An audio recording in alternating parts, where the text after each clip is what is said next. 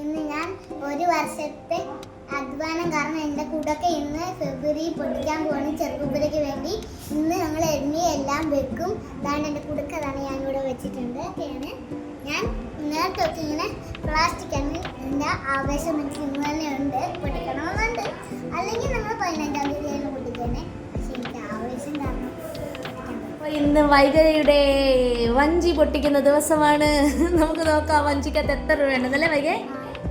മൺവഞ്ചിയാണ് കേട്ടോ, കാണിച്ചു തരാവേ. അപ്പോൾ ഇതാ ലാസ്റ്റായിട്ട് മാനസി ഒരു 50 രൂപ കൊടുത്തിട്ടുണ്ട്, അതിടുകയാണ്. 50 പൊട്ടിക്ക്.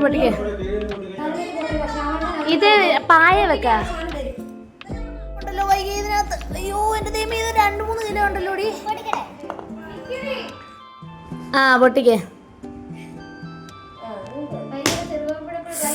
അടിപൊളി.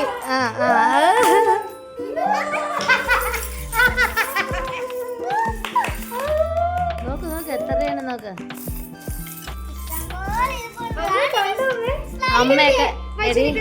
അമ്മയൊക്കെ കൊടുത്ത 50 രൂപയും 10 രൂപയൊക്കെ അതേ മാനസ അമ്മയൊക്കെ അച്ചാച്ചനെ കൊടുത്ത് കണ്ടോടി.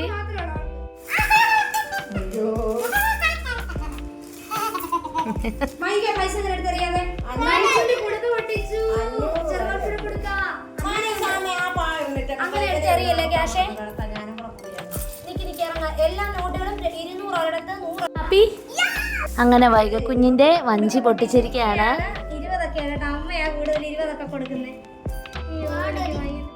അങ്ങനത്തെ എല്ലാ പൈസകളും സെപ്പറേറ്റ് ചെയ്ത് ചുളുങ്ങിയതൊക്കെ നിർത്തെടുക്കുവാണേ.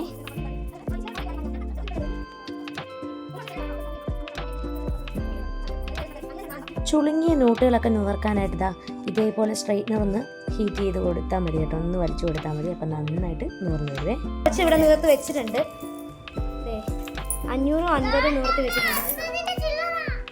50 പൈസ പണ്ടത്തെ എങ്കിൽ തന്നടാ, അതുവരെ കൊണ്ടുവന്ന് അതിനകത്ത് കാലടി. നീയാണോ അത്? 50 പൈസയാ പൈസ. എടാ ഒന്ന് കാണിക്കാം 50 പൈസ. എത്ര രൂപയുണ്ട്? 67. ഓക്കെ, 2 രൂപ എത്ര ഉണ്ട്? 44. ബാക്കിയെല്ലാം എണ്ണി വെച്ചേക്കുവാണോ? ഇത് 10 രൂപ മാത്രമാണ്.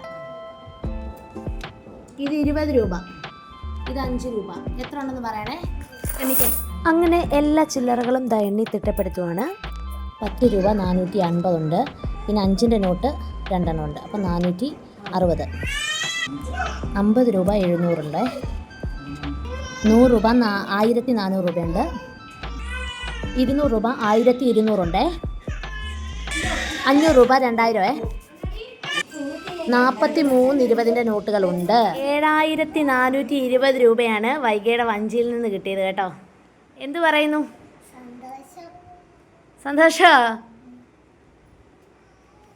ഓക്കെ, അപ്പോൾ കിട്ടുന്ന കാശൊന്നും അനാവശ്യമായിട്ട് മുട്ടായി വാങ്ങിച്ച് കളയാതെ ഇതേപോലെ വൈഗ കുഞ്ഞ് ശേഖരിച്ചതുപോലെ എല്ലാ കുട്ടികളും ശേഖരിക്കണം കേട്ടോ. അപ്പോൾ എല്ലാവർക്കും നല്ലൊരു ദിവസം ആശംസിക്കുന്നു.